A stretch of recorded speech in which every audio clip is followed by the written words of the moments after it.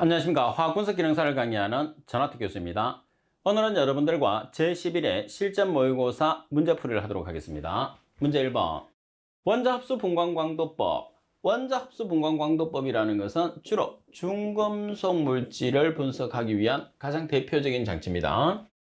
시료 전처리에서 착화제를 가해서 착화합물을 형성한 후 유기용매로 추출해서 분석하는 용매 추출법을 주로 이용하는 이유는 용매 추출법이라는 것은 용매를 이용해서 분리하는 방법을 용매 추출법이라고 해요. 그래서 주로 사용되는 이유는 감도 때문이죠. 그래서 감도가 증가하기 때문에 용매 추출법을 사용하게 됩니다. 나버리 정답. 그리고 문제 2번에 보시게 되면 적외선 분광기의 광원으로 사용되는 램프로 알맞은 것은 적외선 분광기의 광원은 나번에 네런스트 램프를 주로 사용하게 됩니다. 자, 이런 문제들은 여러분들 단답형이기 때문에 암기를 해 주셔야 돼요. 자, 그리고 3번. 다음 중에서 1나노미터에 해당하는 값은 어느 것인가? 시험에서 상당히 자주 나오니까 꼭 기억을 하시고요. 자, 1나노미터와 10의 3승씩 차이 나는 길이 단위를 보면 1나노미터보다 10의 3승 큰 단위가 뭐냐면 마이크로미터죠. 그래서 10의 3승 마이크로미터, 10의 마이너스 6승 밀리미터, 그리고 10의 마이너스 9승 미터가 되죠. 자, 그래서 여러분들 문제 조건에서 미터, 마이크로미터 뭐 쭉 나와 있으니까 정답은 다번이 정답이 되겠네요. 자주 나옵니다. 그리고 4번 문제를 보시게 되면 분광광도계 실험에서 과망간산 칼륨 시료 1000ppm을 40ppm으로 희석하려면 100ml 플라스크에 몇 ml를 넣고 표성까지 채워야 하느냐, 이렇게 문제가 나와 있어요. 그러면 우리가 시약을 조제하는 방법인데 먼저 1000ppm 있습니다. 자, 1000ppm을 40ppm으로 희석을 하려고 해요. 자, 40ppm으로 희석을 하려고 했을 때 희석 배수치를 어떻게 구하느냐면 1000ppm의 처음 농도고 40ppm은 나중 농도죠. 그래서 처음 농도에서 나중 농도를 나눠주시면 됩니다. 그러면 100ppm에서 40ppm을 나눠주시면 돼요. 그럼 몇 배가 희석되나요? 25배가 희석됩니다.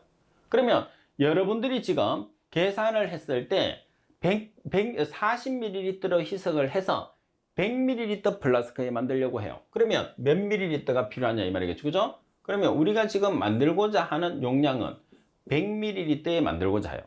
100ml에 만드는데 1000ppm짜리를 몇 ml를 넣느냐가 중요한 거죠. 얼마를 만들려고? 40ppm으로 희석된 값으로 만들려고. 자, 그러면 여기서 분치해야 되는 양은 우리가 지금 만들고자 하는 사이즈 100ml에 만들고자 하죠. 자, 그때 희석 배수치를 나눠주시면 돼요. 그럼 100ml 나누기 25배를 하면 얼마가 되나요? 4ml. 그래서 여러분들이 1000ppm짜리 4ml를 100ml에 넣고 표선을 채우시면 우리가 제조하고자 하는 값이 나온다는 거죠. 따라서 지금 계산하고자 하는 것은 뭐를 계산하는 거냐? 4ml를 알아보고자 하는 값이다. 그래서 시약을 제조한 방법이고 그 다음 필기시일기에서 상당히 자주 나오는 내용이니까 정확하게 여러분들이 개념 정리를 해 놓으셔야 됩니다. 그리고 5번 문제 보시면 화학실험 시 사용하는 약품의 보관에 관한 내용으로 틀린 것은 약품 보관 같은 경우에서나 기자재 사용은 절대로 틀려서는 안 됩니다. 가번의 폭발성 또는 자연 반응성 약품은 화기를 멀리한다. 화재가 발생할 수 있기 때문에 멀리해야 됩니다. 흡습성의 약품은 완전히 건조시켜 건조한 곳이나 석유 속에 보관한다. 자, 주로 석유 속에 보관하는 가장 대표적인 물질이 뭐죠? 나트륨입니다. 모든 화합물은 될 수 있는 대로 같은 장소에 보관하고 정리정돈을 잘한다. 직사광선을 피하고 약품에 따라서 유색병에 보관한다고 되어 있어요. 자, 그러면 몇 번이 틀렸죠? 답은 모든 화합물은 될 수 있는데 같은 장소에서 보관을 하게 되면 상당히 폭발의 문제도 있을 수 있고 여러 가지 문제가 있을 수 있기 때문에 격리시켜서 따로따로 통풍이 잘 되는 방에서 따로따로 해주는 게 좋고, 그리고 항상 햇빛이 들어가지 않는 서늘한 곳에 보관하는 게 중요합니다. 답은이 정답. 자, 그리고 6번 문제를 보겠습니다. 6번에 보시게 되면 다음 중에서 기체 크로마토그래피의 검출기가 아닌 것은 가번의 열 전도도 검출기 TCD죠. 그리고 불꽃 이온화 검출기 FID, 그리고 전자포역 검출기 ECD, 그리고 광전정배관 검출기. 자, 라번의 광전정배관 검출기는 자외선 가시성 분광법에서 나와 있는 우리가 해당하는 기기입니다. 그래서 라번이 정답이 되죠. 그리고 광전 분광 광도계에서는 검출기라는 게 없어요. 검출기는 크로마토그래피라는 이름이 들어가 있는 장치에서만 있습니다. 그리고 7번 전이차 적정으로 중화 적정을 했을 때 필요로 하지 않는 것은, 자, 먼저 중화 적정에서 필요한 것을 먼저 보면 중화 적정이니까 pH가 나와야 되겠죠. 그죠? 그래서 pH미터, 그리고 자석 교반기, 우리가 적정하는 기자재를 보시게 되면, 자, 뷰렛입니다. 뷰렛에 적정 용액을 넣죠. 그리고 적정하기 위해서 시약을 집어넣습니다. 자, 그런 다음에 이 시약의 교반이 될 수 있게끔 뭐를 쓰느냐? 교반기를 쓰는 거죠. 자, 자석을 넣고 교반기를 이용하면 돌아가죠. 그래서 자석 교반기, 그 다음에 뷰렛과 피펫. 따라서 관계가 없는 것은 페놀프탈레인은 관계없어요. 페놀프탈레인은 설명에 되어 있는 것처럼 산염기 적정에 사용되는 지시약입니다. 정답은 답은. 자, 그리고 8번 문제를 보시게 되면 pH 측정에 사용되는 유리전극의 내부에는 보통 어떤 용액이 들어가 있느냐고 그랬어요. 유리전극 내부에서는 염화칼륨이 들어가 있죠. pH가 7의 염화칼륨의 포화용액이 들어가 있습니다. 정답은 나번이 정답. 그리고 9번 전이차 적정에 의해서 당량점 측정 실험에서 필요하지 않는 재료는, 자, 먼저 필요한 재료를 한번 보겠습니다. 0.1노르말짜리 HCl이 필요하고요. 그리고 0.1노르말 NaOH가 필요하고, 그리고 당연히 정수가 필요하겠죠. 따라서 필요하지 않는 것은 라번이 정답. 그리고 10번 문제 보면 실험실 안전수칙에 관한 내용으로서 틀린 것은, 이런 문제도 여러분들이 나왔을 때 절대로 틀리시면 안 돼요. 시약병 마개를 실습대 바닥에 놓지 않도록 한다. 마개에 이물질이 묻으면 오염이 될 수 있어요. 다음에 실험실 습실에 음식물을 가지고 올 때는 한쪽에서 먹는다고 그랬는데 음식물의 반입을 절대로 해서는 안 됩니다. 다음에 시약병에 꽂혀 있는 피펫을 다른 시약병에 넣지 않도록 한다. 그래서 전용 피펫을 쓰라는 소리고, 라번의 화학약품의 냄새는 절대 직접 맡지 않도록 하며 부득이 냄새를 맡아야 할 경우에서는 손을 사용해서 코가 있는 방향으로 전기를 날려서 맡는다. 따라서 해당 사항이 없는 것은 나번이죠. 자, 음식물을 먹는 자체도 여러분들 실험실은 안 될 뿐더러, 그리고 음식물을 먹게 되게 되면 주의가 산만하게 되죠. 그래서 실험에서는 사고가 발생할 수 있기 때문에 음식물 반입은 무조건 금지해야 됩니다. 그리고 11번 문제를 보시게 되면 이상적인 pH 전극에서 pH가 1단위 변할 때 pH 전극의 전압은 얼마씩 변하느냐. 자, 여러분들 여기서 보면 단위를 보시면 미리볼트가 있고 볼트가 있어요. 그래서 값만 여러분들이 95.2가 정답인데 95.2만 기억을 해 놓으시면 답을 찾기 상당히 힘듭니다. 따라서 미리볼트냐 볼트냐, 미리볼트가 정답이죠. 그래서 pH 1단위 변할 때 pH 전극의 전압은 95.2 미리볼트가 변하게 됩니다. 나번이 정답. 그리고 12번 AAS라고 표기되는 게 원자 흡수 분광광도법이죠. 가장 대표적으로 측정할 수 있는 물질이 중금속 물질을 측정할 수 있어요. 화학 분석에 이용되는 특징으로 틀린 것은 가번의 선택성이 좋고 감도가 좋다. 다음에 방해 물질의 영향이 비교적 적다. 다음에 반복하는 유사 분석을 단시간에 할 수 있다. 대부분의 원소를 동시에 검출할 수 있다고 그랬는데 동시에 검출은 거의 안 되죠. 자, 그리고 여기서 또 조심할 것은 뭐냐면 단시간이라는 말에 조심을 해야 됩니다. 그리고 감도가 좋다 나쁘다를 여러분들이 또 신경 써야 되고, 방해 물질의 영향이 있느냐 없느냐. 그래서 12번에 나와 있는 가나다라에 있는 보기들은 항상 답을 만들 수 있는 아주 좋은 보기라고 보시면 돼요. 그래서 정확하게 여러분들이 기억을 해 주셔야 됩니다. 그리고 13번 문제를 보시게 되면 다음 결합 중에서 적외선 흡수 분광법에서 파수가 가장 큰 것을 찾으시오 그랬어요. 자, 이 내용은 여러분들 해설을 보겠습니다. 탄소하고 수소 결합은 파수가 3000에서 2850, 탄소와 질소의 결합은 1350에서 1000, 탄소와 산소의 결합은 1300에서 1000, 그리고 탄수와 염소의 결합은 785에서 540입니다. 따라서 가장 큰 것을 찾으시오 이렇게 나와 있으니까 가번이 되겠죠. 그래서 여러분들이 이 내용은 해설을 기억을 해서 답을 찾도록 하십시오.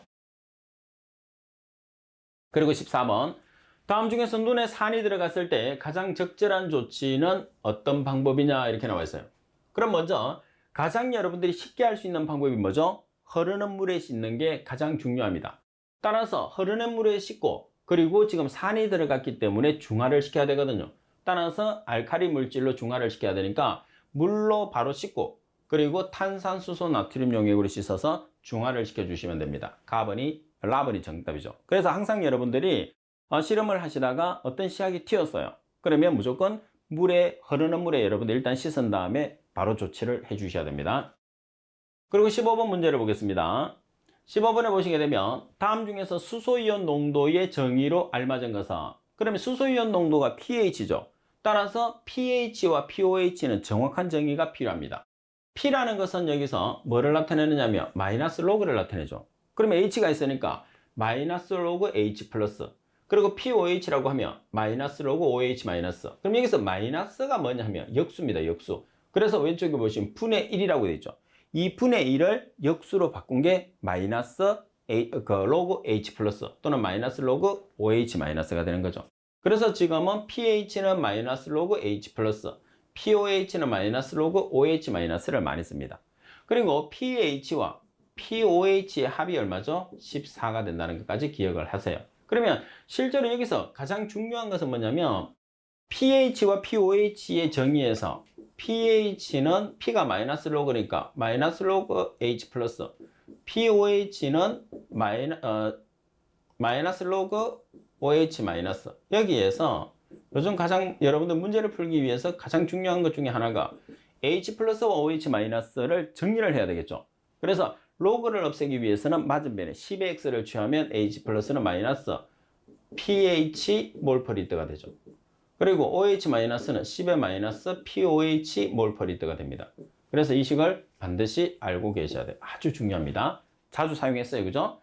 자, 따라서 pH는 마이너스 로그 H 플러스라고 되어 있으니까 라번이 정답. 따라서 역수 관계는 마이너스로 우리가 대신 사용할 수 있다는 거. 그리고 16번 문제를 보겠습니다. 16번 문제를 보시게 되면 포이즈는 무엇을 나타내는 단위냐고 그랬어요. 자, 일반적으로 여러분들 포이즈라고 하면 점성도, 끈적끈적한 성질을 점성도라고 그러죠. 점성도, 점도를 나타내는 단위인데 포이즈 또는 센티포이즈를 이용을 하게 되고 포이즈라는 것은 설명에도 있는 것처럼 그램 퍼 센치세크를 나타내는 단위가 됩니다. 따라서 점도를 나타내는 단위입니다. 그리고 17번 문제를 보시면 적외선 흡수 스펙트럼의 1700 per centimeter, 센티미터의 마이너스 1승은 per centimeter하고 동일합니다. 부근에서 강한 신축 진동 피크를 나타내는 물질은 어느 것인가?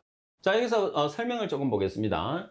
적외선 흡수 스펙트럼의 1700 per centimeter 부근에서 강한 신축 진동 피크를 나타내는 물질은 어떤 물질을 가지고 있어야 되느냐 하면 케톤기를 가지고 있어야 돼요.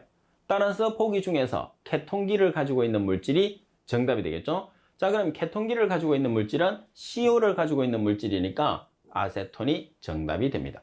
아니면 여기서 여러분들이 굳이 그렇게까지 기억할 필요는 없고 강한 신축성 진동을 이제 신축성 진동 피크를 나타내는 물질이니까 1700% 부근에서 강한 신축 진동을 나타내는 물질은 아세톤이다. 이렇게 바로 기억을 해 주셔도 돼요. 어차피 시험이라는 것은 여러분들이 답을 정확하고 빠르게 찾아내는 게 가장 중요하거든요. 그래서 내가 지금 아무리 공부를 많이 한다 하더라도 시험장에 가서 헷갈리시면 안 돼요.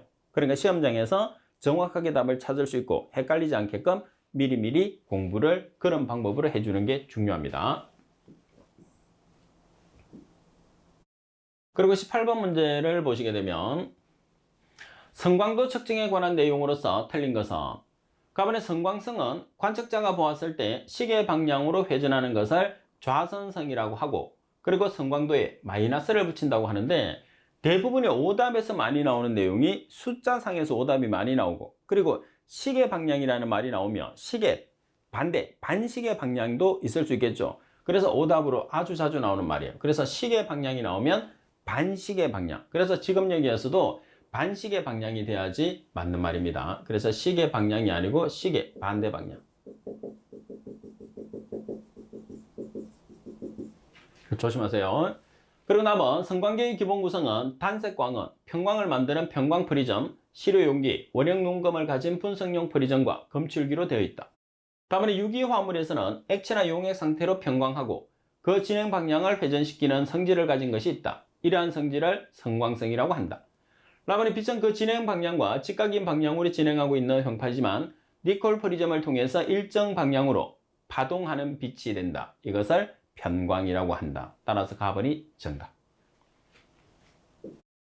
그리고 19번 문제를 보시게 되면 기체 크로마토그래피에서 이상적인 검출기가 갖추어야 할 특성으로 틀린 것은 검출기의 조건입니다. 가번에 적당한 감도를 가져야 한다. 나번에 안정성과 재현성이 좋아야 한다. 다번에 실온에서 600도씨까지의 온도 영역을 꼭 지켜야 된다고 그랬어요. 자, 일반적으로 우리가 실온에서 어떤 온도까지냐 하면 온도 범위가 600도까지는 아니고 400도씨죠. 그리고 유속과 무관하게 짧은 시간의 감항을 보여야 한다. 따라서 4번이 정답.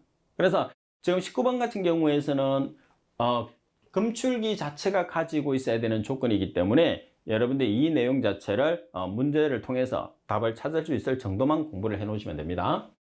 그리고 20번 전위차법에서 사용되는 기준 전극의 구비 조건으로 틀린 것을 찾으시오 그랬어요. 자, 가번에 보면 반전지 전위값이 알려져 있어야 한다. 다음에 비가역적이고 편극 전극으로 작동해야 된다고 그랬어요. 그래서 여기서 비가역이 아니고 가역이고 그 다음에 편극 전극이 아니고 비편극 전극. 그래서 가역적과 비편극 전극이 돼야 되고 가역적이라는 것은 정반응과 역반응이 동시에 일어나는 것을 이야기를 합니다. 다음에 일정한 전위를 유지해야 한다. 다음에 온도 변화에 히스테리시스 현상이 없어야 한다. 따라서 나번이 정답인데 자, 팁에서 여러분들 히스테리시스라는 내용을 보겠습니다. 히스테리시스라는 것은 전진각과 후진각의 차이를 말하는데 전진각이라는 것은 여러분들 쉽게 생각해서 증가시켰을 때 직전의 각, 후진각이라는 것은 감소시켰을 때 직전의 각이에요. 그래서 이 각들의 차이를 히스테리시스라고 합니다. 이 차이를. 따라서 이 차이가 거의 없어야 된다는 거죠. 이 현상이 일어나지 않아야 되니까. 그래서 내용 자체로는 여러분들이 크게 신경 쓸 필요는 없어요. 내용이 중요한 건 아니니까. 단지 내용상으로 나왔을 때 히스테리시스의 현상이 거의 없어야 된다는 게 좋은 거다 이렇게 생각하시면 됩니다. 자, 그리고 가역과 비가역은 참고적으로 여러분들이 알고 계시면 돼요. 정반응과 역반응이 동시에 발생하게 되면 가역, 정반응은 발생하는데 역반응이 발생하지 않으면 비가역이라고 이야기를 하게 됩니다. 그리고 21번 문제를 보면 전기 전하를 나타내는 패러데이의 식에서 Q는 NF에서 F가 의미하는 것을 찾으라고 그랬어요. 자, F라는 것은 뭐예요? 패러데이 상수죠. 패러데이 상수는 정해져 있기 때문에 여러분들이 계산상에서도 주어지잖아요. 그럼 어떻게 해야 되죠? 암기를 해야 되죠. 얼마요?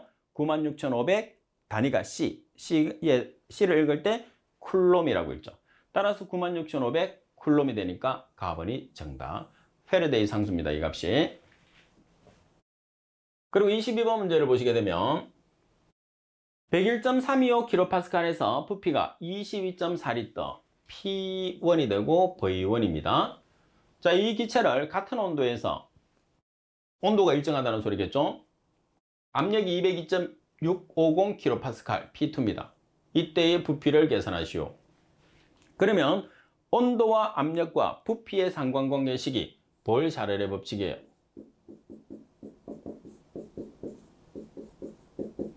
자, 볼샤르의 법칙. 여기서 온도가 일정하다고 그랬어요. 그럼 온도가 안 주어졌겠죠? 그럼 샤르의 법칙. 압력이 일정하다고 되어 있어요. 그럼 압력이 안 주어졌겠죠? 샤르의 법칙이 됩니다. 그럼 지금은 보일의 법칙을 써야 되니까 101.325kPa 곱하기 22.4L는 자, 압력이 202.650kPa 곱하기 V2가 되는 거죠. 자, 따라서 V2에 대한 식으로 정리를 해서 V2를 계산을 하니까 얼마가 나오죠? 11.2L라는 값이 나오죠. 따라서 4번이 정답이 됩니다. 자, 그리고 23번 문제를 보시게 되면 0도씨의 얼음 1g을, 지금 얼음 1g입니다. 얼음 1g을 100도씨의 수증기로 변화시켰을 때 필요한 열량은, 그럼 여기서 열량을 계산했을 때는 어떤 값들이 열량이 되느냐 하면 현열, 그리고 기화열, 그리고 융해열. 그래서 이 세 가지를 보통 이야기를 하는데, 먼저 현열을 계산을 하게 되면 현열이라는 것은 질량 곱하기 비열 곱하기 온도 차이거든요. 그럼 질량이라는 것은 얼음 1g입니다.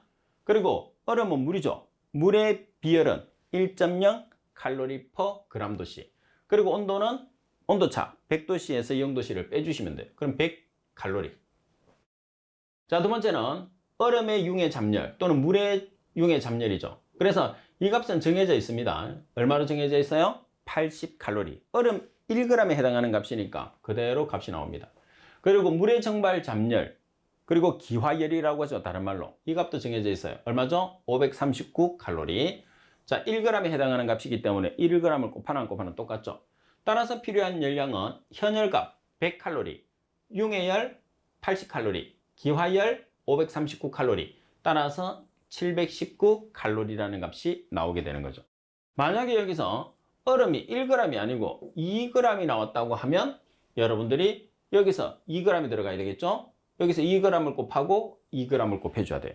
그래서 1g을 제외한 나머지가 있으면 값이 달라진다는 것을 꼭 기억하세요. 그래서 시험상에서는 얼음 1g으로 문제가 나올 수도 있겠지만 얼음 2g으로도 문제가 나올 수 있다는 거 꼭 기억하세요. 자, 그리고 24번 문제를 보겠습니다. 한 원소의 화학적 성질을 주로 결정하는 것은 뭐가 되어죠? 체외각 전자수가 성질을 결정하게 되는 거죠. 따라서 체외각 전자수, 정답은 나번입니다. 족을 결정하는 가장 대표적인 물질들이죠. 체외각 전자수가. 그리고 25번 금속결합 물질에 관한 내용으로서 틀린 것은 금속결합입니다. 값은 금속 원자끼리의 결합이다. 그러니까 금속결합이겠죠. 나머지 금속결합의 특징은 이온 전자 때문에 나타나는 게 아니고 이온 전자가 아니고 자유전자. 자, 자유전자 때문에 일어납니다. 다음은 고체 상태나 액체 상태에서 전기를 통한다. 모든 파장의 빛을 반사함으로 고유한 금속 광택을 가지게 된다. 따라서 설명이 잘못된 것은 나번이 정답이 됩니다. 자, 그리고 26번 문제를 보시게 되면 반응 속도에 영향을 주는 인자로서 틀린 것은, 반응 속도에 영향을 주는 인자는 자, 먼저 뭐가 있어요? 반응 온도가 있겠죠? 그리고 반응물의 농도가 있을 거고, 그리고 속도에 가장 크게 영향을 주는 것은 우리가 속도를 속도를 빨리 끝내기 위해서 주입하는 게 뭐죠? 촉매가 있죠, 촉매. 따라서 관계가 없는 것은 나번이 정답이 됩니다. 그래서 반응 속도에는 촉매가 절대적인 영향을 미치게 됩니다. 그리고 27번 R로 R-의 일반식을 가지는 지방족 탄화수소의 명칭은, 자, 여기서 O를 가지고 있는 가장 대표적인 게 뭐죠? O가 들어가 있는 화물은 에테르가 가장 대표적이죠. 에테르. 그래서 라번이 정답이죠. 알데하이드는 CHO, 카르복시산은 CH3COO를 가지고 있어야 되겠죠. 그죠? 자, 그리고 28번 다음 착화물을 형성할 수 없는 이온이나 분자는, 자, 설명을 먼저 볼게요. 착이온이라는 물질은 중심금속의 리간드를 결합해서 이루어진 이온을 착이온이라고 하거든요. 그럼 여기서 착이온을 형성할 수 없는 가장 대표적인 물질이 나번입니다. 나번. 그래서 H2O나 Br, NH3 같은 경우에서는 착이온을 형성할 수 있는 반면에 암모늄 이온은 착이온을 형성할 수가 없습니다. 그 다음 29번 다음 수성가스의 반응의 표준 반응열은 얼마인가 이렇게 나와 있어요. 자, 표준 반응열이라는 것은 여러분들이 생성물의 값에서 반응물의 값에서 생성물의 값을 빼주시면 됩니다. 그러면 지금 여러분들 생성물의 값과 반응물의 값을 표시를 했을 때 지금 H2O가 뭐죠? H2O가 반응물. 저 보세요. 반응물. 자, 그 다음에 CO가 나와 있으니까 CO는 뭐죠? 생성물. 그래서 반응물의 생성열이 마이너스 68,317칼로리. 그리고 생성물의 생성열이 26,416칼로리예요. 그러면 생성물에서 반응물을 뺀 값을 표준 반응열이라고 하거든요. 생성물의 열에서 반응물의 열을 빼주시면 돼요. 그러면 생성물의 열이 지금 얼마냐 하면 마이너스 26,416이에요. 여기서 뭐를 빼주죠? 마이너스 68,317칼로리를 빼주시면 돼요. 그래서 마이너스 마이너스니까 결론은 뭐가 되는 거죠? 더하기가 되는 거죠. 따라서 계산을 하시게 되면 얼마가 되느냐? 41,901칼로리라는 값이 나오게 됩니다. 그래서 여러분도 표준 반응열의 값을 계산했을 때는 생성물의 값에서 반응물의 값을 빼준다는 것을 꼭 기억을 하시고, 여기서 반응물과 생성물은 지금 나와 있는 화학식을 보고 판단을 해주시면 됩니다.